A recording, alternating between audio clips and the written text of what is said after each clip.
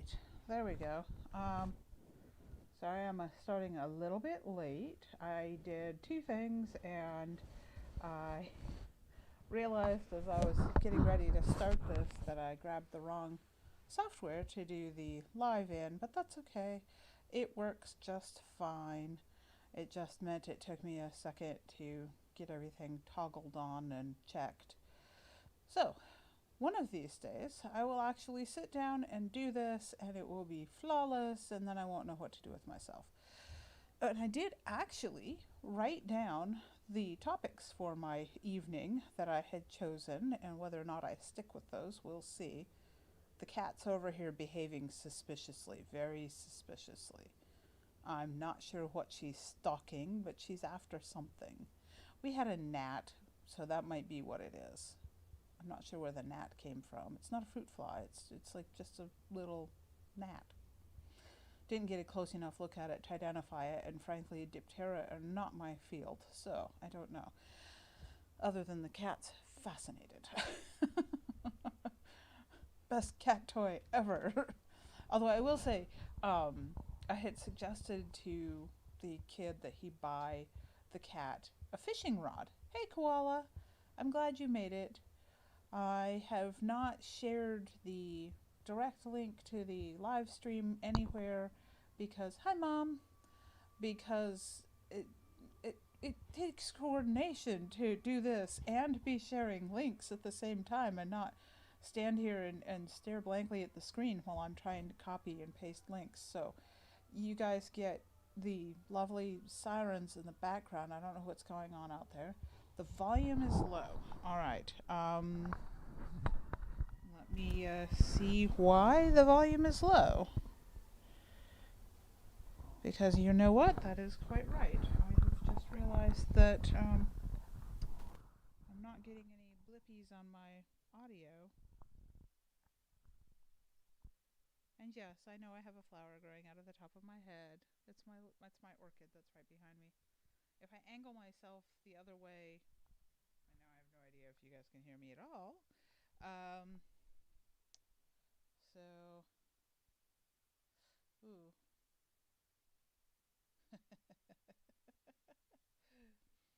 So I am trying to figure out why the mic's not working properly.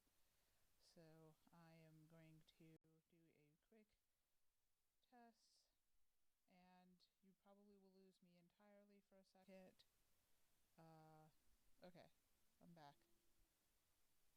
It's not the iPad. I'm on with the microphone on my laptop. So, and I had tested it. Yeah, that's what I was afraid of. I had tested it earlier, so now I'm like, I don't know what's going on. So it should be coming through. Still no volume at all. Okay, well, it's my laptop, not the tablet, so I don't know why it's misbehaving. Yeah, I was afraid of that. All right, I'm going to speak directly into the microphone. Probably blow everyone's ears out. Lufthansa, that is a fun word to say, koala. Okay, I'm hearing reports that it's better. We're going to go with that. So, right, what was I saying? Oh yes, I was actually saying I was organized today. I have a paper list of, and yes, I'm bobbling around. I've got the laptop on my lap. Shocker that. And I should probably set up, if I'm going to do this sitting in a soft chair like this, which is very comfy for me, I probably need to come up with some kind of a tray to set the laptop on my lap. Okay, so whatever I did seems to have fixed the issue, and I'm actually holding the microphone, so hopefully that will keep the problem solved. But I did write down my topics for the day because I'd had a couple of things I wanted to talk about, and if I write them down, then I might actually remember. Pomegranate. Okay, are we doing like fun words here? Lufthansa, pomegranate. Oh my gosh, what is that song? I don't think it's a Dr. Demento's song, although I think I found it through Dr. Demento's song, Bulbous Bouffant. So if you've never listened to Bulbous Bouffant, you really should track it down and listen to it because it's a lot of fun. It's not a song, it's spoken word playing with English and sounds, and it's weird. I like some weird music, I have realized. I also have a thing for bass voices. I shared on MeWe the other day a really nice version of Misty Mountains and from The Hobbit and the movie just recently. And the guy's voice is just really deep, and I'm just like, that intro hum just makes my toes curl. Yes, Bulbous Bouffant is the best thing. So, which actually segues nicely into my first topic. I was going to talk about the 1% rule. I'm talking about the 1% rule for a couple of reasons. One, at work recently, we were discussing labeling, and there are laws and regulations surrounding. I think my chat's still on a delay, guys, so if I respond oddly to your comments, I'm not ignoring you.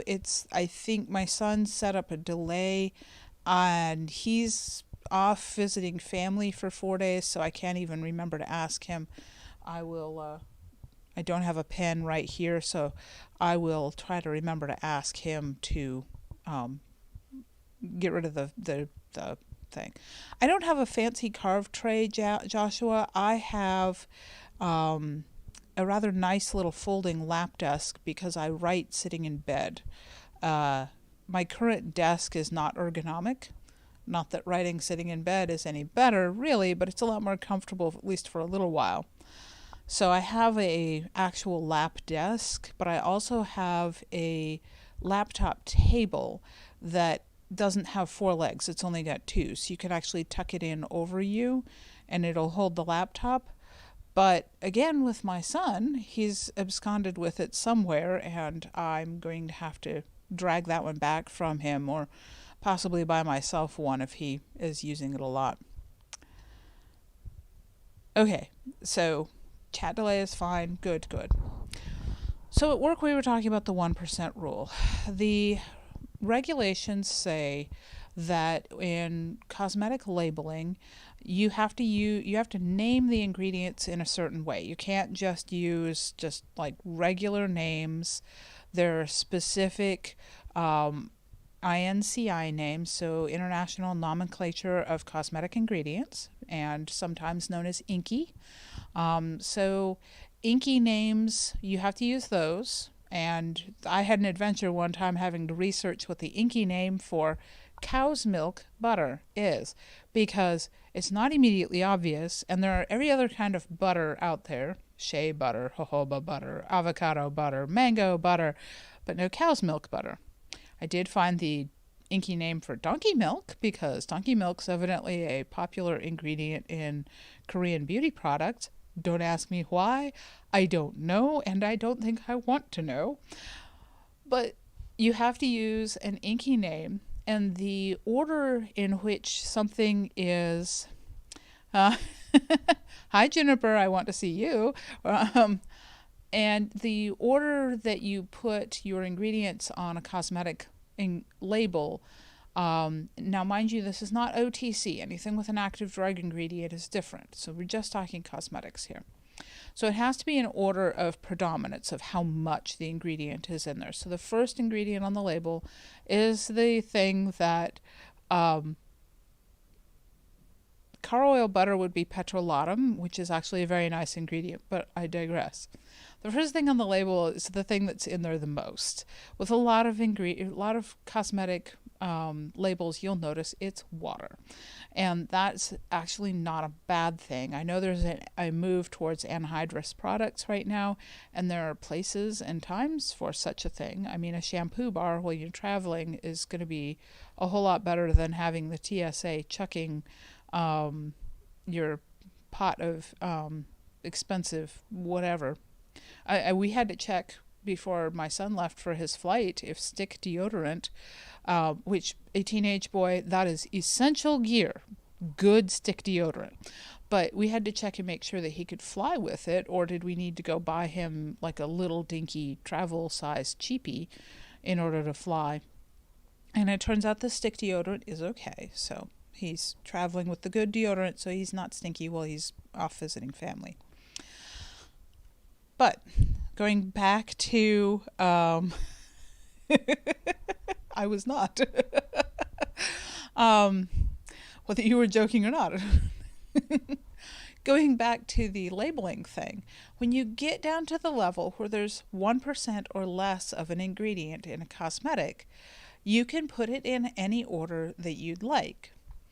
And the interesting thing about doing copycat recipes from a ingredient thing, which is something that I've been doing occasionally as practice, and I've also been reading labels as practice to try and find the 1% line, because you can build a formula if you are familiar enough with what the ingredients do and what use level they are usually put in.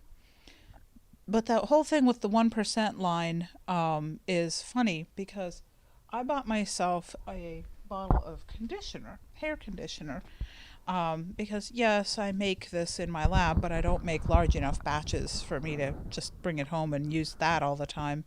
I bring home trial size bottles or pots, and usually those last me 2, maybe 3. Well, conditioner doesn't even last me that long. I have so much hair.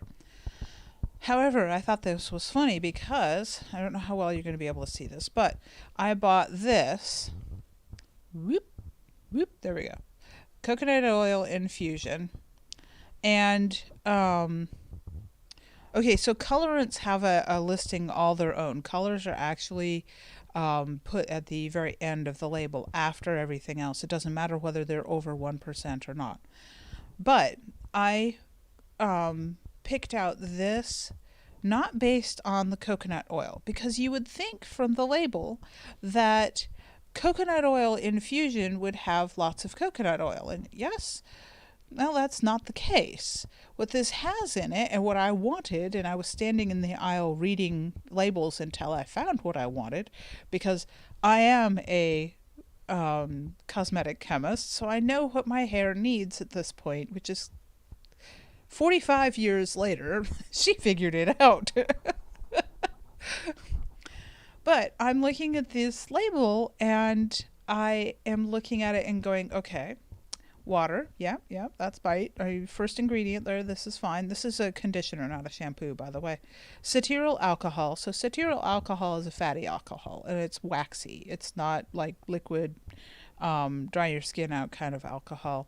In this case, it's being used as an emulsifier to create a nice emulsification with all of the other ingredients in there. And then, number 3, the active ingredient that I was looking for, and the reason that I bought this, dimethicone. My hair likes silicons. Silicons are kind of wonderful in hair conditioning. And I hadn't really realized this, but I would go in and I'd get my hair cut and styled, and the ladies would put stuff in my hair, and I'd be like, it's so soft and slinky and smooth, and it's not frizzy for a while. And it took me until now, well, not now, but like this last several months, to realize that what they were putting on me usually was probably some kind of what's called a quench, which is, I have not put lanolin in a conditioner, but that's actually not a bad idea. Lanolin has some interesting properties when it comes to the skin. But what I wanted was the silicons, because I realized that that's what the ladies in the salons had been using on my hair that made it feel so good after a haircut. So Mane and Tail does not have silicone in it. I have tried Mane and Tail. Mane and Tail barely conditions my hair and leaves it feeling kind of brittle. So or at least the mane and tail I have does not have conditioner in it. So I was reading labels, and I came across this one, and the third ingredient was dimethicone, which I knew I wanted, and this stuff really works for me. It won't work for everybody because everybody's hair is a little bit different. But I'm looking at this label, and while I'm standing in the shower, being trying to get warm under the shower. I know I'm become such a wimp. It's been in the 30s overnight here, and sometimes I get home when I'm cold. I went for a walk at lunch, and it was overcast, and it was high 40s, maybe low 50s, and I got back in after walking for 20 minutes, and I was freezing because it wasn't sunny outside. But I'm looking at this and I'm trying to figure out what the 1% thing is. And based on what I usually mark the 1% in, fragrance. So this is a little bit more strongly scented than some. And again, what I'm going to come back to is the coconut. That's the name in the thing, is it's coconut oil. Well, I'm going down through here and I'm going, okay, well, we've got cetyl alcohol, dimethicone, stearinimidopropyl dimethylene, which is a conditioning agent, benhentromonium chloride, which is also a conditioning agent. It's a cationic, and it will actually adhere to the cuticle of the hair. Quite nice. And then we have fragrance. So fragrance is, hey, Johan. Fragrance is usually my indicator for 1%. Now, this one, in this particular product, it may be a little higher than 1% because this is a strongly coconut scented product. But after that, you get dipropylene glycol, which is a humectant, lactic acid, which is a nice little conditioner, but it's also used as a pH adjuster, amidimethicone, which is a volatile. And what that does is it will evaporate off the hair. It doesn't leave it doesn't leave a buildup on the hair, but it helps carry out everything smoothly and evenly during the wet phase where you're getting it in and rinsed out. Potassium chloride, which is again with the that may be potassium chloride in this, probably being used to help with the thickening, although I'm not sure there's anything in here that's actually going to react with that to be. EDTA, which is a chelator, so that'll help if you have hard water. You want something that has EDTA or BHT.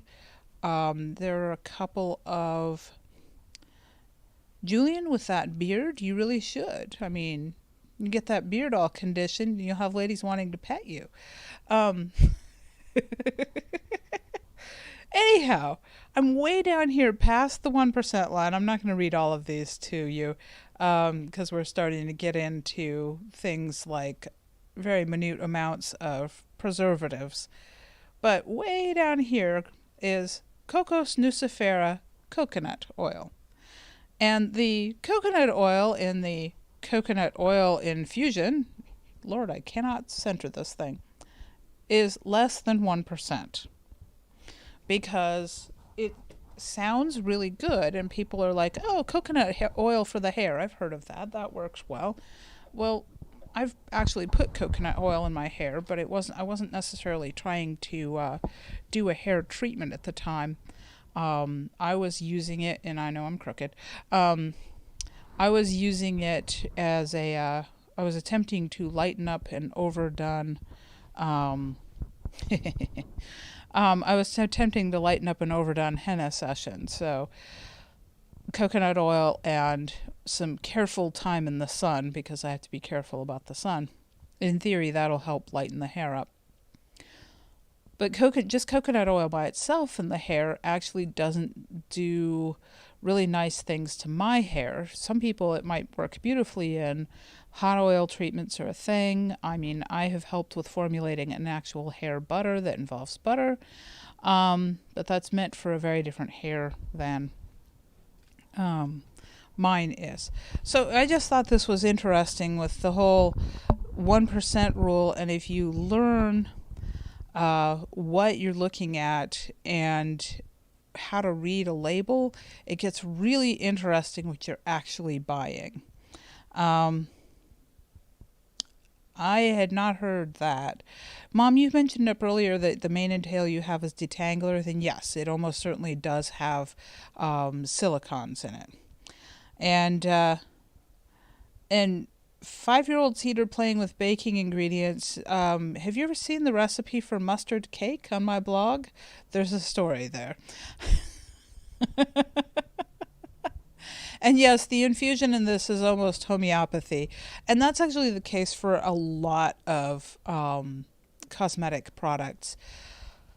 There are functional ingredients. There are ingredients that are there that actually are effective, and then there are ingredients that are there so you can tell stories that will sell the product. You know, I would probably drink Skittles dissolved in vodka because I have a massive sweet tooth, but I'm not sure I'd enjoy it. No, a detangler will usually have silicons in it because that's what they do really, really well. They make your hair shiny and they get it detangled. So, Joshua, they have to legally put coconut in, if they're going to claim that they have coconut oil in something, they legally have to put it in there. That doesn't mean that it has to be in there in a very large amount. I have a couple of formulas that I have worked with where the claims ingredients, the fairy dust ingredients, were in there in such tiny amounts that we literally have had conversations about weighing them out because it's that small of an amount of how are we going to accurately weigh this. Rum-infused cocoa actually sounds really good. I might have to try that. I do like my cocoa with a Bailey's in it, but that gets really rich. I can't do much of that anymore.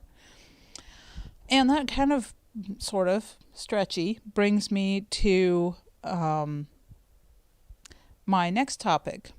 So, as I've mentioned, my son, who may or may not be watching this, has journeyed off to New Hampshire to visit with family, and he's with his sisters, which is lovely, and I'm very glad he is. It's an exciting thing for them to be able to do, and I'm really glad I was able financially to do that before I found out that I was losing my job. But what that means is that the first reader and I have a whole weekend to ourselves, and I kicked off that weekend early by texting him from work because I was working on something that wasn't going to go into solution for a long time, and I'm like, I forgot to pack a lunch because somebody was excited about getting ready to go to a plane. And so I texted my husband and I said, want to go out to lunch? And we had a little lunch date, which my boss thought was cute as heck, which was hilarious. But anyhow, because I went and I asked for permission because I knew I was going to be gone for much longer than my usual lunch. And so we went to a restaurant, and in our house, you know that trope of the woman of the house is just like, oh, I don't care where to go to eat. You pick wherever. Well, in our house, I ask him, where would you like to go? And he's like, I don't care. Pick something. Oh, green chili wine. Ooh, no. There's things I'll try in life, but that one's not good. I have had chocolate liqueurs that were good. Chocolate wine doesn't really sound good. Back on track now. So I picked out a Mediterranean place because we've been trying to find, we'd like a nice little Greek or Lebanese restaurant. We had a wonderful Lebanese restaurant in Ohio that COVID killed, unfortunately. And it was run by this family, and the food was amazing. And most everything we got there was made in the kitchen, and you could tell. So I Googled for restaurants near me, and there was actually a couple of Mediterranean restaurants near us. So I thought, oh, we should try those because we've been looking for a good one. One of them was a buffet, and I wasn't really in the mood to try and do a buffet at lunch and then have to come back to work and work the afternoon and not fall asleep at my desk. So we opted not to try that one. And the other one looked, from the pictures on because I didn't take a deep look at it. I was at work. I was doing other things. I just picked it, and I sent the address to Sanford and told him what time we should meet up, and that was it. Well, there is a trend, and we do not like this trend. And I don't know if it's because of the city, if it's the area, because I don't remember seeing this as much in Ohio. But the trend that we have discovered is that there are a lot of restaurants, and this isn't COVID, mind you, because these are obviously places that were designed this way, but they're cafeteria style. So you go in and you get a tray and a plate and you go around like you're at the lunch counter and you get your food. And we, especially if we're going to pay restaurant prices, we would prefer to be able to go in, sit down at a table, relax, look at a menu, and have our food brought to us, and just be able to sit there and chit chat. We're not a fan of cafeteria style food. Whether or not it's because we don't like the style, the food doesn't seem to be quite as good that way as it is if they plate it and bring it to you. I don't know. They probably just slapping it on the plate back there too, but watching it done, it takes some of the mystique out of it. Maybe it's just us. I don't know. So we were already not thrilled. And I will say, so it's called Andalus Mediterranean Grill if you're ever in the Las Colinas area of the Dallas-Fort Worth Metroplex. And we don't recommend it. The food is okay. So you go around and they do fresh pita breads, and you actually get to, you're standing there and you're looking at the pizza style oven where they do the pita breads, which was kind of nice to see. And their pitas were small, very small, but very nice, very fresh, warm out of the oven, which I definitely approve to that. And we went around from there, and you could choose from tzatziki sauce or hummus, and then beyond that, there were different kinds of salads that you could pick from, and fattoush, which is the tomato and cucumber salad that we really like. I make it quite often. That's what Sanford had, and I had tabbouleh, and I also had domates, and then I had a shawarma mix for meat, and he had beef kebab. The shawarma mix was decent. It was well seasoned. The chicken was dry that it came with, and not seasoned well enough. The beef kebab, Sanford says, were okay. The fattoush was bland. Well, that wasn't bland. That's wrong. It wasn't as much. It wasn't as well seasoned as I'm used to with a fattoush at the restaurant. Sometimes mine gets a little under seasoned, but the tabbouleh was not good. It was mostly parsley and not dressed well at all. So overall, we were just, they asked us about drinks, but the drinks were not immediately obvious where to get the drinks. So Sanford told him that he wanted a water, and he wound up not getting anything to drink because it evidently was self-serve, but I have no idea where the drinks actually were. So, and I bought a soda can thing of blood orange because I like it, and it was on display there. So overall, disappointing. But we don't know what this cafeteria style thing is. It might be that it's catering to people on their lunch breaks, because it probably is a lot faster. You go in, the food's there, you just bang through, you grab your food, and you eat, and you go away again. But if I'm doing lunch, my lunch break's technically only half an hour, my boss doesn't care, and half the time I don't take my lunch break specifically, or these days I've been walking on my lunch breaks a lot. And so if I go out and I take a 90-minute lunch, which I did today with her blessing, she's fine with that. I don't abuse the privilege, and so I don't. It's not like I'm trying to run out on an hour and eat lunch, because I wouldn't do that frequently. It's expensive. I pack my lunches, and sometimes I forget to pack a lunch, and then I don't eat till I get home. I mean, it is what it is. But we've decided we're not a fan of cafeteria style restaurants. So now we have a new quest, which is to find mom and pop restaurants in the Dallas area, kind of near us, and that are actually sit down restaurants. We met up with Sanford's brother Ted right around Christmas. Ted and his wife and a good friend of theirs were traveling. They actually drove from Kentucky to San Antonio for Christmas with family down there. And they stopped both coming and going in our area to meet up with us for a meal. So we met them at this New York deli, and that place was fabulous. Very old school. The food was amazing. The matzo balls were huge. I mean, like giant matzo balls. And I had blintzes, and they were wonderful. And I'm actually thinking that I might have to drag Sanford back over there sometime soon, because there were some other things on that recipe or that menu. It was extensive menu. I mean, when they said New York deli, they really meant it.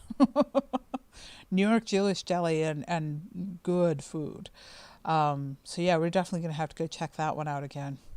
And then the trip back, I had, they were coming in at a time when it was going to be really difficult for me to meet up with them. So what we did is I wound up picking a place really close to my work, which turned out to be an artisan burger joint, and again with the cafeteria style. That in this burger joint was rather proud of its food, and you had to order everything separately. It wasn't like get a burger and fries and a drink. No, it was you can have a burger and you could also order fries if you want, and you can also order whatever else. Fresca is awesome. I love Fresca. It has gotten really hard to find. I was looking for just a 12-pack of cans of Fresca to take up to a friend up north that likes it, and could not find. It took me weeks to even find the little 16-ounce bottles. I was seeing the 2 liters periodically, but I knew that wasn't going to work for it. Excellent. So glad the headache has gone away. But yeah, Fresca's a favorite, but I don't know if you all have noticed, but some things are just hard to find these days. We have been noting a lot of gaps in the store. I didn't do the grocery run this last week. Sanford and Johan took care of that, so I didn't see it. But the week before, I had actually taken photographs to document, because we have massive gaps now in a lot of the stores. And it's just weird things that there's not a lot of. Yeah, the Hispanic grocers are much more reliable right now for finding things. Oh, you're saying that maybe for the Fresca. So I know that Doritos makes a... no, it was not Fuddruckers, Joshua. It was a local... It's not a franchise. So it's a local burger place in Carrollton, near the Twisted Root Brewery. But I'll be darned if I can remember the name of the place. We tend to avoid chains, so we don't very often go to chain restaurants unless somebody else wants to go, or we don't have any other good options. Oddly enough, one of the best steaks I've had in the last 5 years, as far as not that I cooked, but one of the best steaks I've had in a restaurant in the last 5 years was at a Denny, of all places. We were coming home really late from Kentucky, and nothing else was open, and we really didn't want fast food, so we stopped at Denny's, and they had good steaks there. I was surprised. I have not yet tried cucumber soda. I can reliably find cucumber soda because it's a very popular flavor in Asian cuisine, and I have got 2 large Asian markets close to where I work, so I can actually hit those on the way home if I want to. As far as the Hispanic grocery, the supermercado and grapefruit soda, I know I can get grapefruit Jarritos, and I like it, or probably pronounce that properly would be Jarritos. I like that, but it's full sugar, and I'm really trying to avoid the full sugar. Fresca's sugar-free, so. Yeah, no, it's just one of those funny things of, it's been kind of fun to start exploring the restaurants and eateries around us. But then again, also, I'm like, right now I'm looking at the budget going, need to be careful. Because, and that segues me into another one of the things that I had written down here, which is talking about self-promotion. And I wasn't actually talking about my books, although in an odd way that will come up. But self-promotion as in, I'm having to rewrite my resume always again. I'm never happy with it, maybe because I feel like my background is so complicated, and I know it.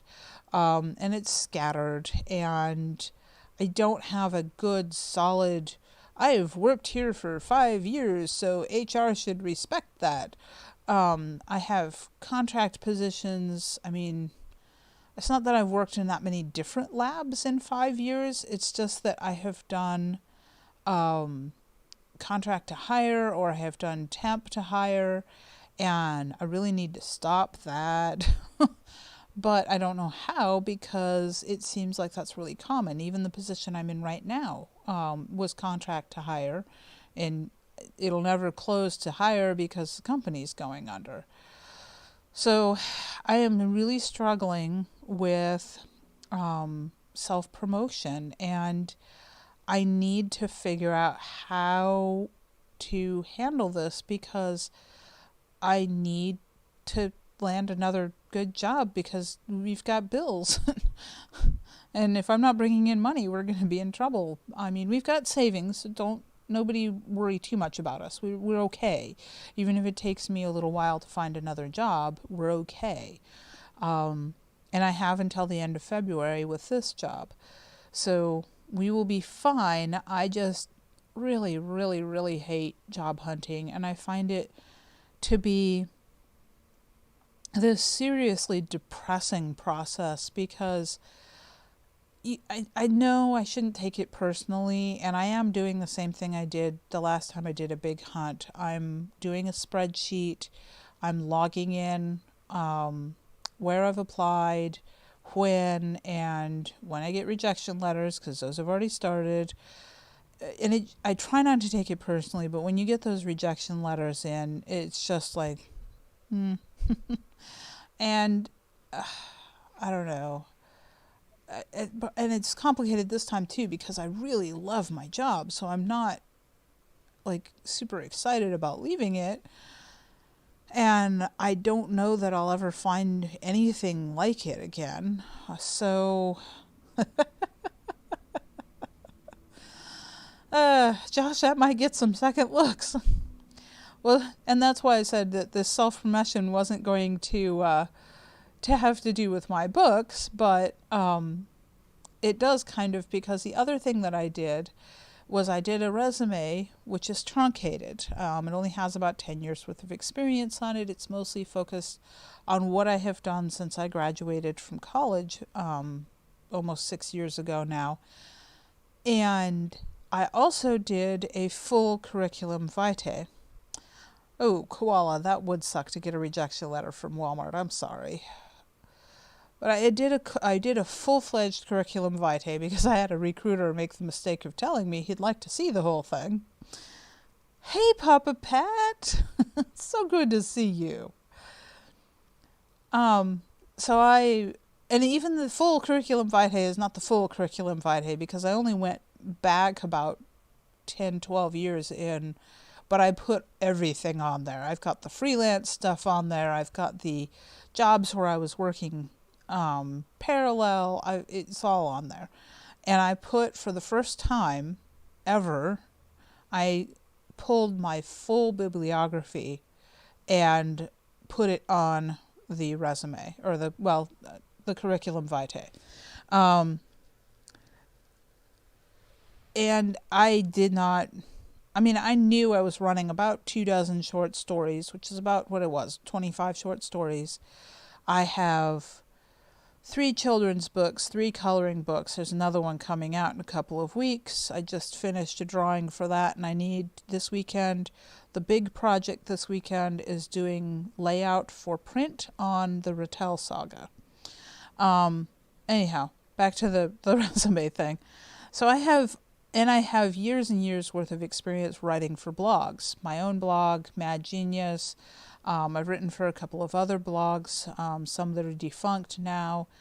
The balloon animals are kind of on the resume, but they're hidden.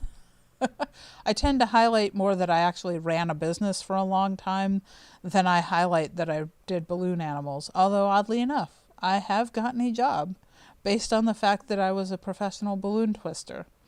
One of the guys on the hiring committee had taken his kids to a fair and stood in line and watched this balloon twister work and was impressed at the guy's output. So when he saw that I did balloon twisting, he's like, she can handle the volume in the lab. And in that lab, we processed anywhere between 3 and 1,200 samples a day. There was a lot of hand motion. Yep, 10 novels, 25 shorts. It's a long list. And I able to turn butts. I'm a little afraid to find out. What do you mean by that, Joshua? Oh, bits of rubber into childhood toys. Yes. Although when you say it that way.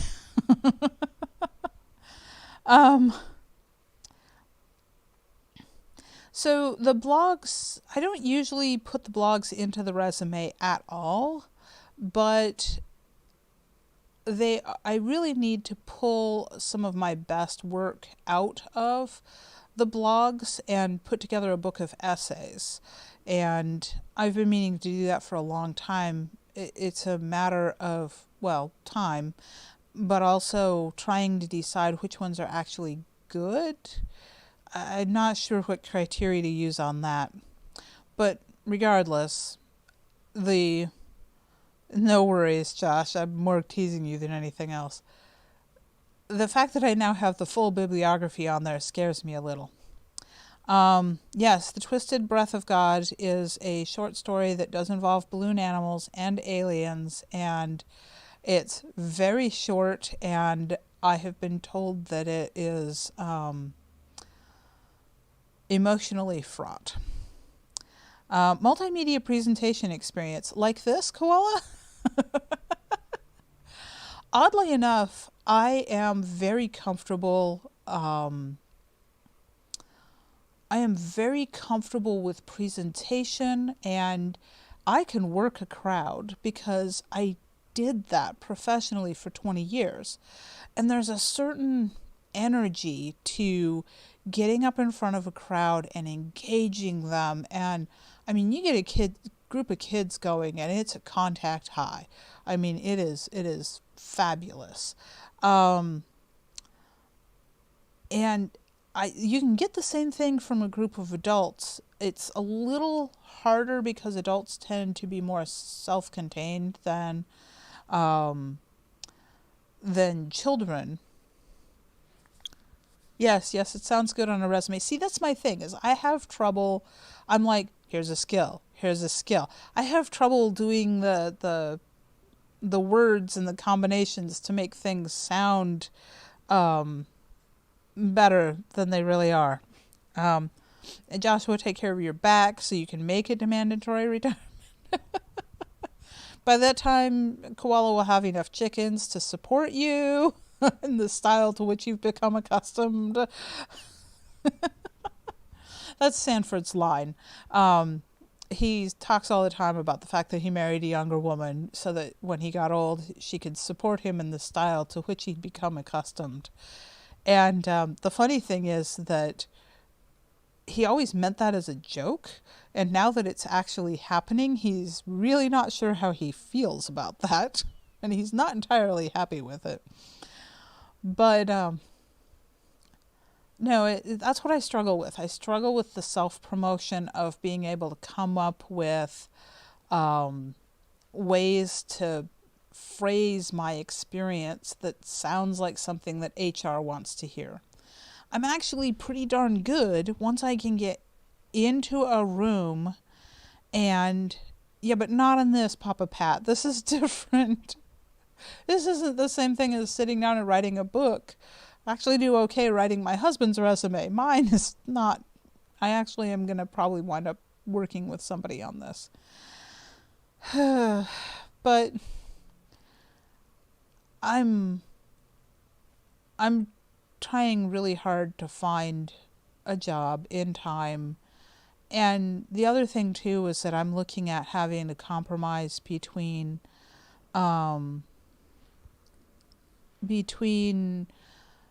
living and working in the city, which will get me a job faster, higher paying, and trying to get us moved to the city where I'd like to go, which almost certainly means taking me out of my field. I have applied. There were 3 leads in my field in the city where we'd like to go. It's a small city.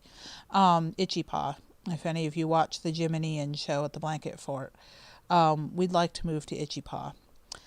And so if I go up there, there was only a few leads, so I'm really, fingers crossed. I worked really hard on those applications and writing cover letters that were just like super personalized as much as I could. And we have discovered that Ian's lady is magic. She came up with a couple leads for me, and then when I talked to Jim Curtis, old NFO, because she suggested he might know a name so that I could direct the cover letter, he even came up dry. He's like, "Where did she find out about this?" I'm like, "I don't know. She just told me about it." So she's magic. And I'd like a remote job, I guess.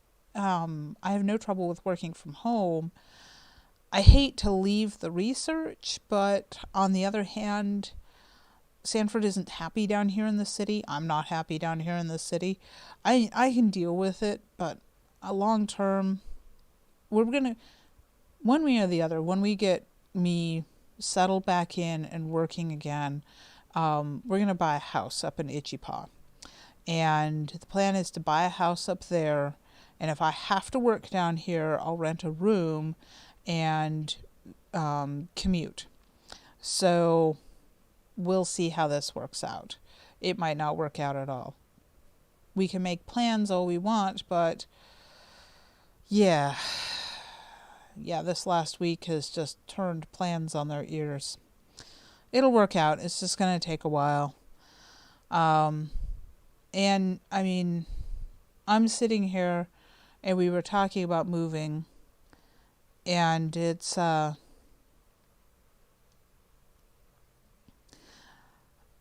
of those things that I was thinking about moving, and I'm looking around me, and you guys can't really see.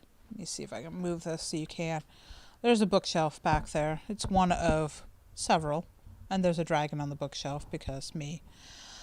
And I'm looking at all these books that I have, and I almost never read in paper anymore. I have some research books. I'm looking at a stack of cosmetic chemistry books that I have bought, and I just brought home from the office where I had them at work, and because I'm probably not going to need them between now and when we're done there. And I know that some of my books in paper are, I should hold on to them, but I probably have a lot of books that I'm much more likely to buy an ebook and read the ebook these days. And so I'm thinking about trimming the library back again. And I hate to do that. But on the other hand, I hate to move it again. So we'll see. I'm going to have to go through it again and pare it down even further than I did when we moved down here. I don't know.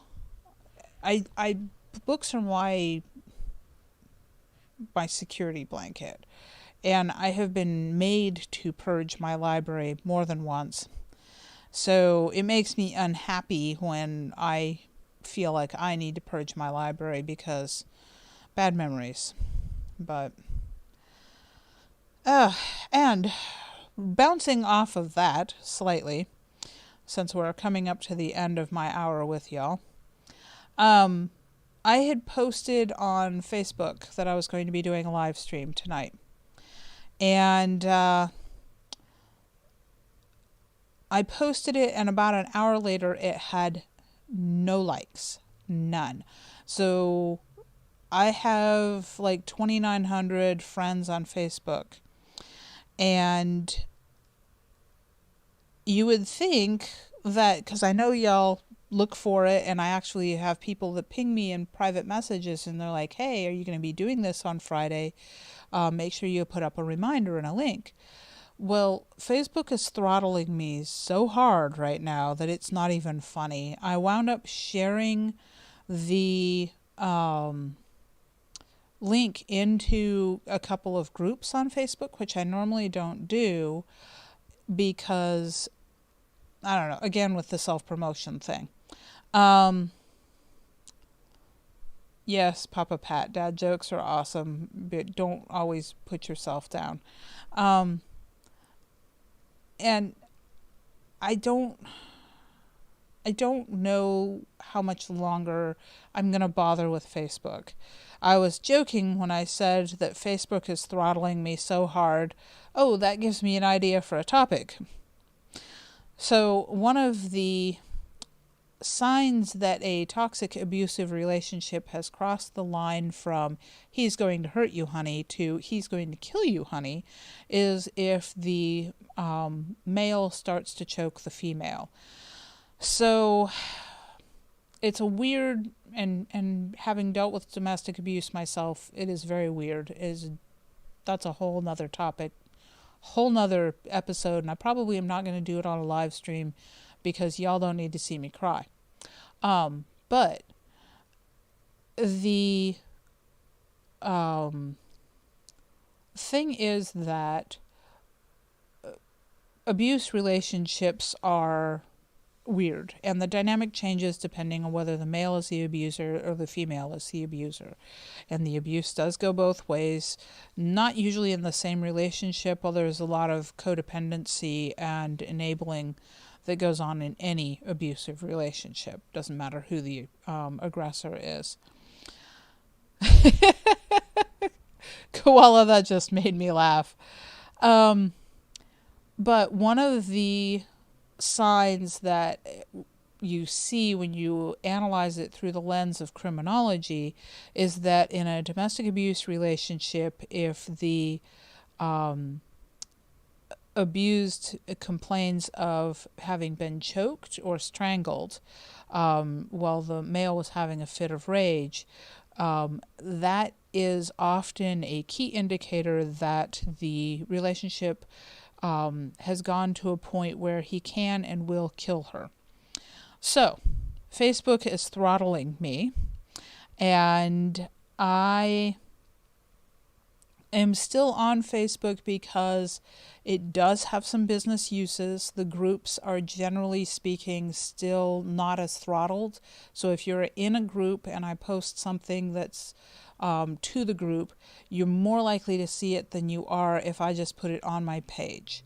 I've started doing some of the tricks where you don't ever post links in the top post. You only post the link in the comment, because linked posts Facebook sees as promotion and they want you to pay to boost them, which I'm not willing to do. I'm not willing to pay Facebook anything. They're already making money off of me from all of the ads and stuff that are on there. I actually know authors that say that they make decent money using Facebook ads to sell their books. Good for them. I'm not sure it's something I'm willing to do. I'm willing to do Amazon ads.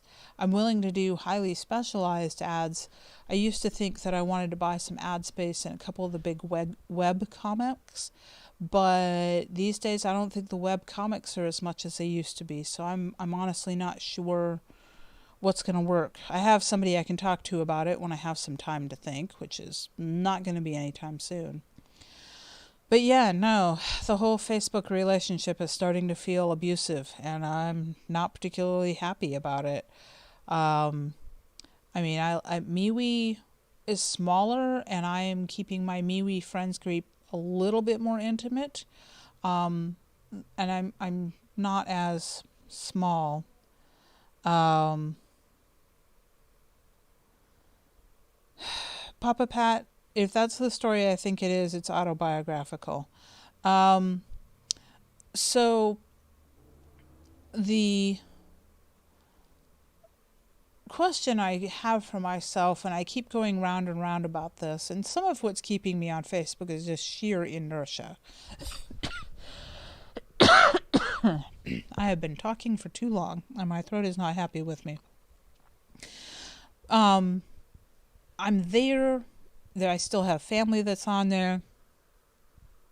I think all of my children have now left Facebook. They're engaging with friends and family in other places. For anyone here that doesn't know, I have a Discord channel. It's called The Book Club with Spikes. It's not a self-promotional channel. It is literally a book club, and it sometimes gets a little pointed because my discussion of books, which is kind of what started it, is not always gentle. The books I read are not always gentle. But if anyone would like an invitation link to Book Club with Spikes and you're not already there, ping me, let me know, and I'll get you a link so you can join us there. But then what made me think of that is that I was talking about where my kids were engaging with their friends right now is actually Discord channels. And they're in some big game servers and stuff, so there's a lot more people there. Discord is a much more intimate place because the servers, at least the ones that I do, are fairly small. I think Book Club with Spikes has less than 150 members, and maybe 30 of those are active. Yeah, Papa Pat, I'm sorry about that, but unfortunately, there's a few stories that I have written that were pulled from personal experiences, and that's one of them. Memories of the Abyss is another one, and that one's another one that people tend to read as horror, even though I didn't necessarily write it that way. It's interesting how people's perceptions of things change. And I have found it fascinating over the last 12 years now of putting my work out there in public. It's really interesting to me to see what my readers take out of a story, because frequently it's not what I put into the story. Not that it's wildly different, but we each of us come to what we read with our own unique, highly individual ways of looking at something. And then when I actually get a glimpse of what my readers think about what I wrote, it's sometimes very illuminating because I don't necessarily realize until somebody says something about it.